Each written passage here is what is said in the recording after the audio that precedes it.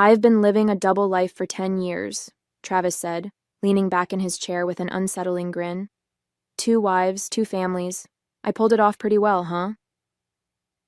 The anniversary dinner I'd spent hours preparing sat untouched between us. 20 years of marriage culminating in this moment, his confession delivered with the casual pride of someone describing a clever work maneuver. I carefully set down my wine glass, forcing my face into practiced neutrality, the same expression I'd used countless times with difficult clients. How interesting, I replied, my voice steady despite the violent trembling beneath my ribs. Travis laughed, apparently delighted by my composure. That's one of the things I've always liked about you, Jade. You're so controlled.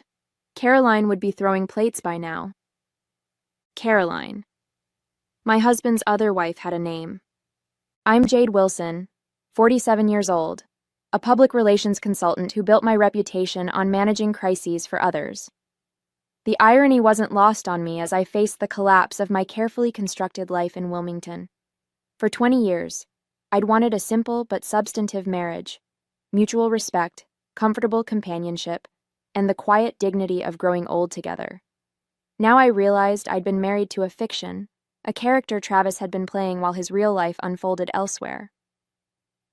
They live in Oregon, he continued, helping himself to more wine. Eugene, beautiful area. Caroline's a kindergarten teacher. The kids are 9 and 7. Children. He had children with this woman. The knife twisted deeper as I recalled years of discussions about remaining childless, his insistence that he wasn't father material, that our careers were too demanding for parenthood. I usually tell her I'm on business trips when I'm here, he explained, as if discussing a normal work arrangement. And when I'm with them, you think I'm at conferences or meeting clients. The logistics were impressive, I had to admit. The regular work trips, the conference calls he couldn't miss, the holidays he sometimes had to work through. A decade of elaborate lies constructed around our marriage. Why tell me now? I asked, surprised by my own curiosity. Travis shrugged. It's getting complicated. Caroline's been pushing for more time together. The kids are getting older, asking questions. And frankly, maintaining 2 completely separate lives is exhausting. So what happens now? My throat constricted around the words. Nothing changes, he said firmly. This is still my home too. I've built a life here just as real as the one in Oregon. I'm not giving up either. The casual entitlement in his voice chilled me. He wasn't confessing to ease his conscience or because he'd chosen one family over the other. He was simply adjusting his strategy, bringing me into his deception as an accomplice rather than a victim. As Travis launched into more details about his other life, I noticed something disturbing. The confident smirk, the self-satisfied tone, the complete lack of remorse. This wasn't a man worried about consequences. This was a man who believed himself untouchable. And that meant whatever was coming would be worse than I could possibly imagine. Travis and I met at a pharmaceutical industry conference in Chicago. I was handling crisis communications for a client. He was a rising star in pharmaceutical sales. We connected over drinks, laughing about the pretentiousness of corporate jargon and the absurdity of hotel conference rooms. That easy rapport continued through dinner, then breakfast, then weekend visits between Philadelphia and Wilmington. 6 months later, we were married in a small ceremony. Nothing extravagant, just close friends and my parents. Travis's family was notably absent. Estranged, he explained. They never approved of my career choices. I built my PR consultancy from the ground up while Travis climbed the corporate ladder at Meridian Pharmaceuticals. His job required frequent travel, a fact I accepted as part of our marriage. When he was offered a regional sales director position that would require even more time on the road, I encouraged him to take it, believing in the partnership we were building. I rearranged my client's schedule to accommodate his comings and goings, ensuring we maximized our time together. We purchased our craftsman-style home in Wilmington's historic district, using primarily my savings. Travis's contribution was smaller due to student loans he was aggressively paying down. I spent weekends restoring original woodwork while he handled the paperwork and finances. I trusted him completely. For the first decade, our marriage felt solid. We developed comfortable routines for when he was home: Sunday brunches at Bellamy's, evening walks through Rockford Park, quiet nights reading in the living room. We were partners, or so I thought. Looking back, I see warning signs I chose to ignore. The separate bank account he maintained for work expenses, the calls he would take outside or in his car, the inconsistent stories about which cities he'd visited, his passionate objection when I suggested joining him on a work trip to Seattle, citing company policy that spouses couldn't attend certain events. There was also his phone, always password protected, always kept within reach. Once, when it chimed with a text while he was showering, I glanced at the screen and saw only C with a heart emoji. When I mentioned it casually, he explained it was Craig from the office sending information about a client. 4 years ago, I found a receipt for women's perfume in his suitcase, an expensive brand I never wore. A gift for my assistant, he claimed. Her husband's battling cancer, and the team wanted to do something nice. The explanation seemed plausible, even thoughtful. I felt guilty for questioning him. Last year, a woman called our home phone asking for Travis. When I explained he was traveling, she quickly apologized for the wrong number and hung up. Her voice sounded flustered, young. That night, I opened his laptop to check our shared calendar for his return date. The browser history revealed searches for schools in Eugene, Oregon, a city Travis had never mentioned visiting for work. I closed the laptop and poured myself a glass of wine, dismissing the knot of suspicion forming in my stomach. Travis had always been transparent about his travel schedule. There had to be a reasonable explanation. Our anniversary morning began like any other day. Travis mentioned he had something special planned for dinner. I spent hours preparing his favorite meal: beef Wellington, roasted vegetables, chocolate souffle, and setting the table with our wedding china. When he emerged from his study dressed in a suit I'd never seen before, I thought it was part of the surprise. Instead, he sat me down for his confession. Now, as he continued detailing his double life over our cooling anniversary dinner, each revelation felt like another brick added to a wall, separating me from the life I thought I had. Caroline and I met at a conference in Portland, he explained, refilling his wine glass. There was this immediate connection. I wasn't planning for things to develop, but... He shrugged, as if the progression from affair to second marriage had been inevitable, beyond his control. You married her? I managed to ask, mentally calculating the timeline. Legally? His slight hesitation told me everything. Not exactly. We had a ceremony. She wears a ring. The neighbors think we're married. But bigamy is illegal, I pointed out, clinging to this technicality. Exactly, Travis agreed, seeming pleased by my understanding.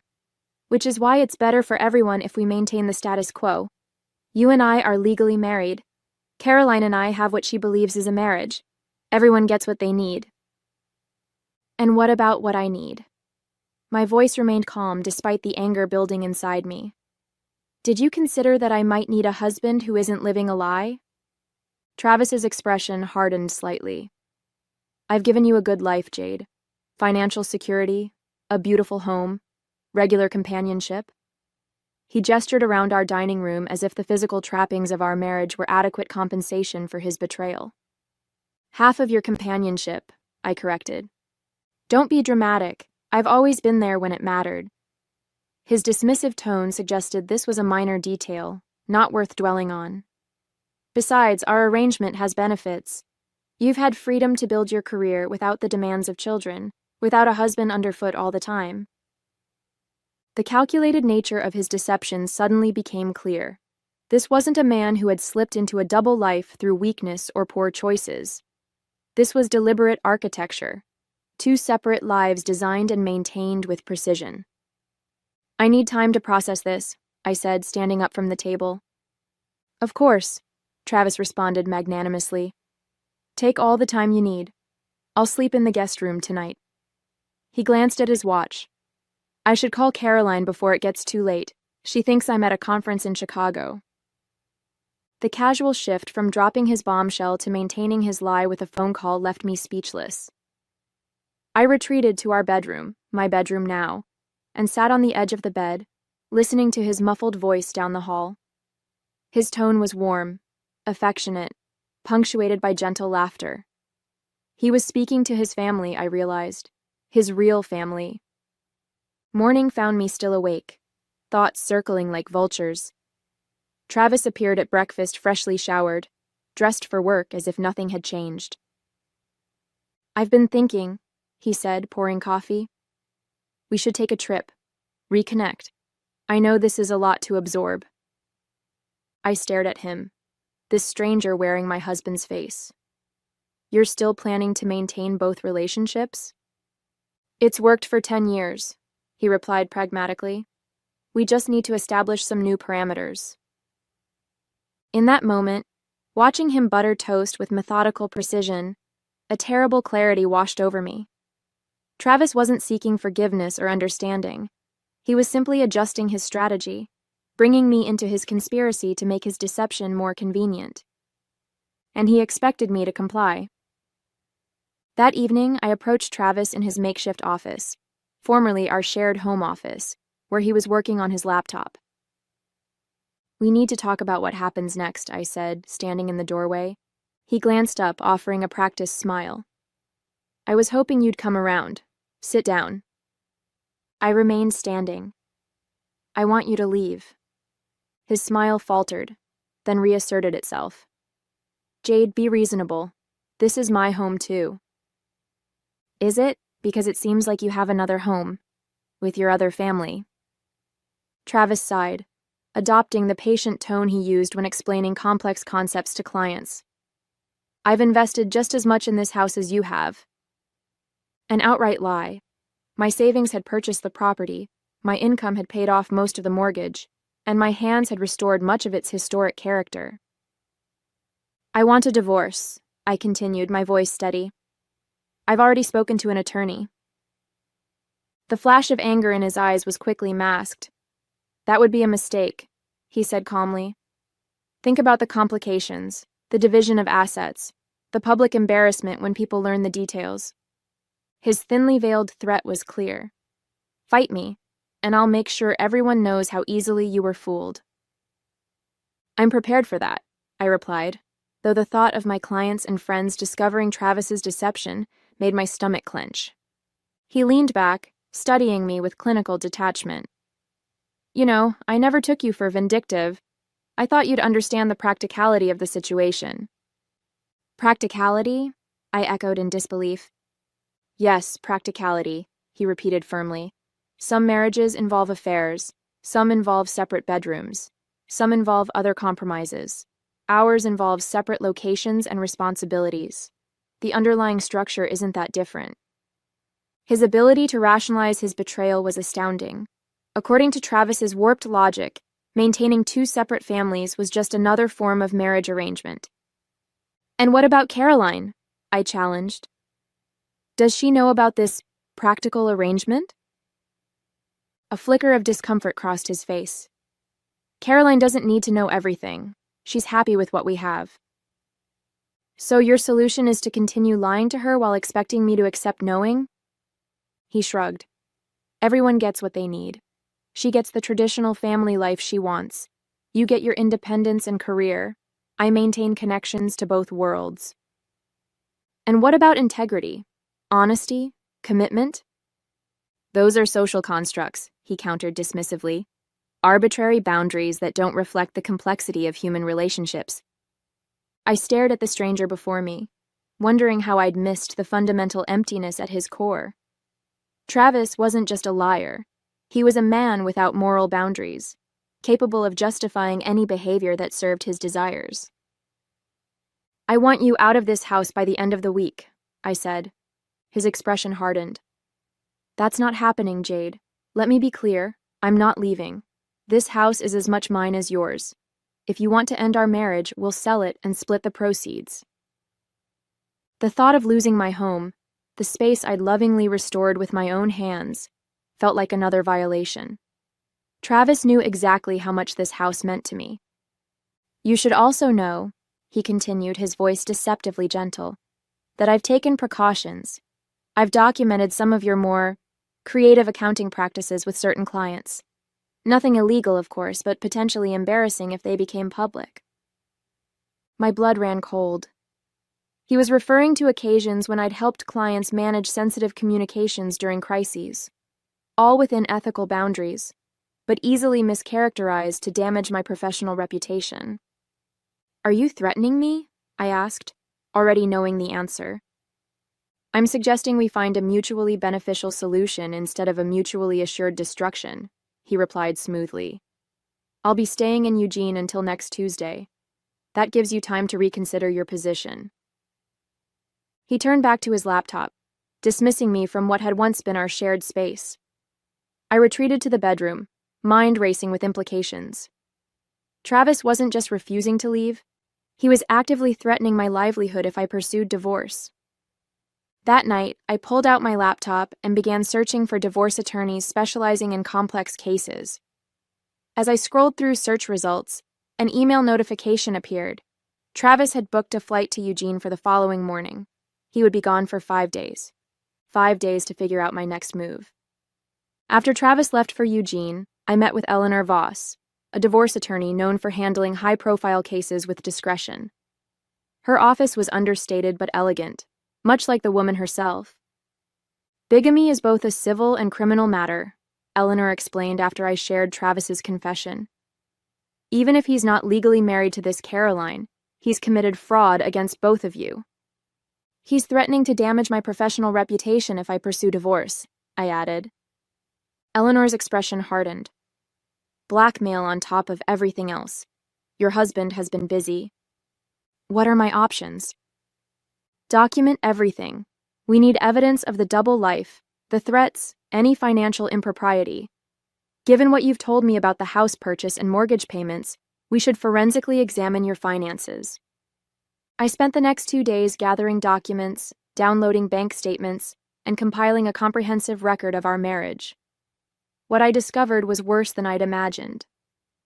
Travis had been systematically draining our joint accounts for years, transferring small amounts to a separate account I had no access to. He'd taken out a second mortgage on our home 18 months earlier, using a forged signature on the paperwork, and diverted over $175,000 to unknown purposes. With shaking hands, I called Eleanor. "It's financial fraud," she confirmed after reviewing the documents I'd emailed. "This changes the landscape significantly. We need to move quickly to protect your assets and credit."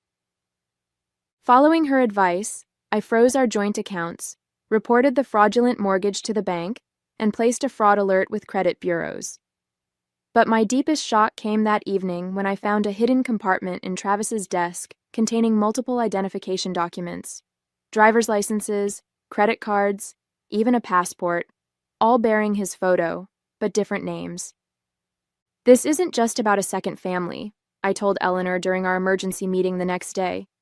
"Travis is living multiple lives under multiple identities." "We need to involve law enforcement," she advised grimly. "This goes beyond divorce proceedings. We're looking at potential identity theft, financial fraud across state lines, possibly federal crimes." The FBI agent who interviewed me was professionally detached as I shared my discoveries. "We've seen cases like this before," Agent Simmons explained. "Individuals maintaining multiple identities and relationships. Often there's significant financial fraud involved." "What happens now?" I asked. "We investigate, gather evidence, build a case. In the meantime, you should prepare for your husband's return. He'll discover the frozen accounts soon." As if on cue, my phone buzzed with a text from Travis. "What the hell have you done? Accounts frozen? Call me immediately." I showed Agent Simmons the message. "He'll be back tomorrow." "We need more time to build our case," she admitted. "If possible, don't let on that you've discovered the extent of his activities." "You want me to pretend everything's normal when he returns?" The thought of facing Travis, knowing what I now knew, made me physically ill. "Just for a few days. We're obtaining warrants, coordinating with Oregon authorities. If he suspects he's under investigation, he might destroy evidence or flee." Trapped. I was being asked to maintain my own deception with a man who had deceived me for a decade. "I'll try," I promised, though uncertainty gnawed at me. After Agent Simmons left, I wandered through the house, our house, seeing it with new eyes. The framed photos of our travels, the wedding portrait on the mantel, the anniversary gifts accumulated over years, all artifacts of a marriage that had been a carefully constructed illusion. In our bedroom, I opened Travis's closet and ran my fingers over his precisely arranged shirts. The Travis I knew was orderly, methodical. Now I understood that this meticulousness wasn't just a personality trait. It was a necessity for someone maintaining multiple lives. The man I had loved, had believed I knew intimately, was a fiction. And tomorrow, he would return expecting to find his dutiful wife, willing to accommodate his betrayal for the sake of practicality. I sank onto the bed, overwhelmed by the magnitude of the deception and the realization that I was now being asked to become a deceiver myself, if only temporarily. How many of our moments together had been genuine? Had he ever truly loved me, or had I simply been a convenient cover story, a respectable facade for a man living in shadows? Travis returned the next evening, his expression thunderous as he slammed the front door. I was prepared, seated calmly in the living room with a glass of wine. "What the hell is going on with our accounts?" he demanded without preamble. "There seems to be a problem with the bank," I replied, the rehearsed lie feeling strange on my tongue. "Some kind of security freeze. I've been trying to sort it out." His eyes narrowed, assessing my face for signs of deception. I maintained the neutral expression I'd perfected over decades in PR. "And you didn't think to call me?" "You were with your family," I replied, letting just enough edge into my voice to sound believably bitter. I didn't want to interrupt. Travis's posture relaxed slightly. He believed I was simply being petty, retaliating in a small way for his betrayal. "This is exactly the kind of childish reaction I was hoping to avoid," he sighed, pouring himself a drink. "We need to approach this situation like adults." "You're right," I conceded, swallowing my disgust. "I've had time to think while you were gone. Perhaps we should discuss parameters." His eyebrows rose in surprise, then satisfaction. "I knew you'd be reasonable, Jade. You always have been." For the next hour, I listened as Travis outlined his vision for our future, how he would divide his time between Oregon and Delaware, how we would maintain separate finances going forward, how I would need to accept certain realities about our relationship. "The most important thing is discretion," he emphasized. "Caroline can never know about you." "Of course not," I murmured. "And what about our financial situation? The frozen accounts?" "I'll handle it," he assured me with practiced confidence. "I have resources you don't know about." "I bet you do," I thought, thinking of the hidden documents I'd discovered. "There's just one thing I need from you," Travis continued, leaning forward. "Access to your personal accounts, temporarily. My funds are tied up in investments, and I need operating capital until this bank situation resolves." The audacity was breathtaking. After systematically defrauding me for years, he was now asking me to willingly hand over more money. "How much do you need?" I asked, pretending to consider it. "50,000 should cover immediate expenses," he replied casually, as if requesting pocket change. "I'll need to move some investments around," I stalled. "Give me a few days." Travis nodded, satisfied he'd successfully managed me once again. "I knew you'd understand." That night, he slept in the guest room while I lay awake, listening to the occasional buzz of his phone, messages from his other life, his other family. In the morning, he left early for a meeting, giving me a disturbingly normal peck on the cheek as he departed. The moment he left, I called Agent Simmons. "He's asking for money. $50,000. "This is good," she replied. "We can use this. Are you willing to make the transfer under controlled conditions? We can track the money, see where it goes." "Yes," I agreed without hesitation.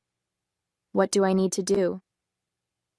The next 3 days operated like a carefully choreographed dance. Under FBI supervision, I transferred funds to an account they had established. Travis accepted the money without question, immediately transferring portions to other accounts, unwittingly creating an evidence trail for investigators to follow.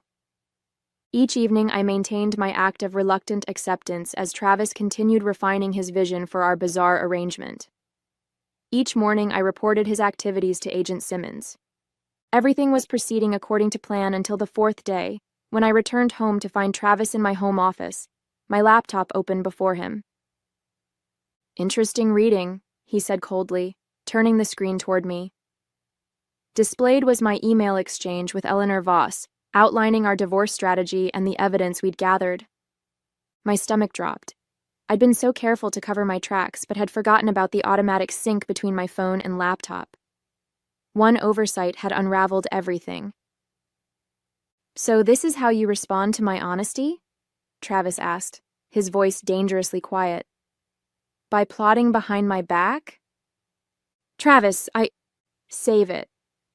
He stood, closing the laptop with deliberate calm. "I've already taken precautions. Your so-called evidence has been deleted, and I've called in some favors to expedite selling this house." The room seemed to tilt slightly. "You can't sell this house without my signature." His smile was chilling. "Can't I? It seems we both have talents for forgery." As he moved toward the door, I realized with horrible clarity that I had severely underestimated Travis. He wasn't just a liar and a bigamist. He was someone capable of destroying my entire life without remorse. "I'm leaving for a few days," he announced from the doorway. "When I return, I expect everything to be back to normal. No lawyers, no frozen accounts, no police, or things will get very unpleasant for you." The front door closed behind him with quiet finality, leaving me alone with the knowledge that my careful plan had just collapsed, and Travis now knew I was coming for him. I called Agent Simmons immediately. "Travis found my emails. He knows everything." "Where is he now?" "He left. Said he's going away for a few days." My voice shook. "He threatened to forge my signature to sell the house." "This changes our timeline. We need to move now before he destroys evidence or transfers more assets."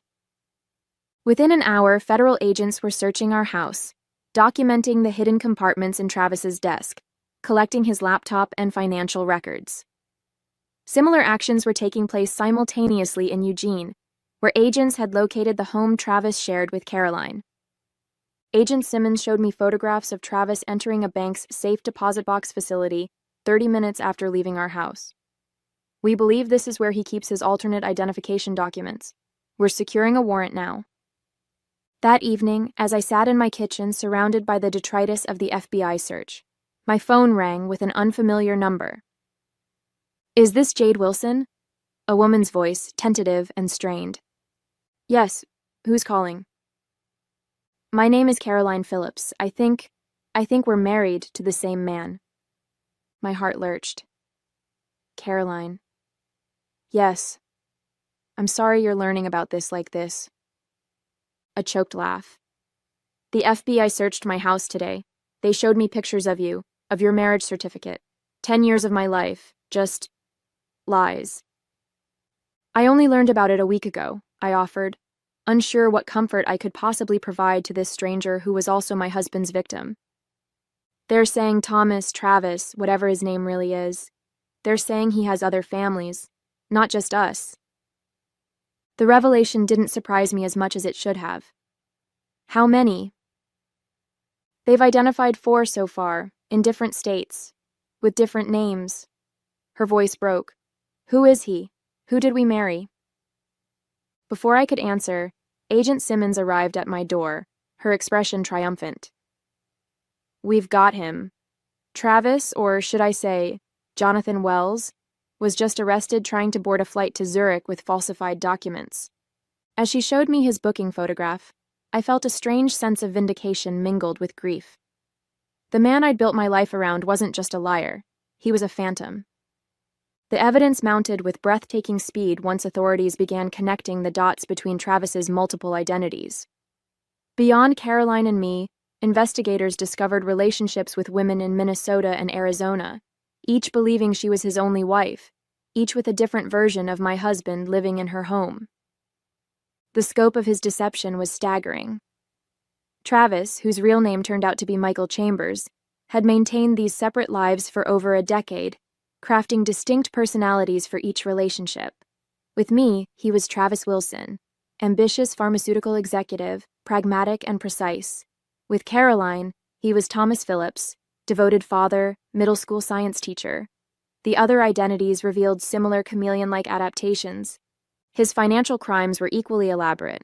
Beyond the fraud committed against his wives, he'd been embezzling from pharmaceutical companies for years, using his position in sales to orchestrate complex schemes involving kickbacks and falsified orders. I attended his arraignment, watching from the back of the courtroom as the man I'd built my life around pleaded not guilty to 27 federal charges. He never once looked in my direction. In the months that followed, I rebuilt my life piece by piece. The FBI unfroze my personal accounts, and the fraudulent mortgage was removed from my credit history. I kept the house, though many rooms remained untouched, preserved in a strange limbo I wasn't yet ready to resolve. Caroline and I spoke occasionally, finding unexpected solace in shared experience. Her children, believing their father was simply on an extended business trip, were being gently prepared for the truth through therapy sessions. 6 months after Travis's arrest, I received a letter from him. The handwriting I'd seen on countless anniversary cards and grocery lists now seemed alien, belonging to a stranger. "I never meant to hurt you," he wrote. "In my own way, I loved you." I burned the letter without finishing it. On what would have been our 21st anniversary, I hired painters to transform our bedroom, the last space still bearing the traces of our shared life. As the primer covered the walls, erasing the sage green we'd chosen together, I felt something tight within me finally release. The man I married had never existed, but I did. I still do. And that, I've discovered, is enough.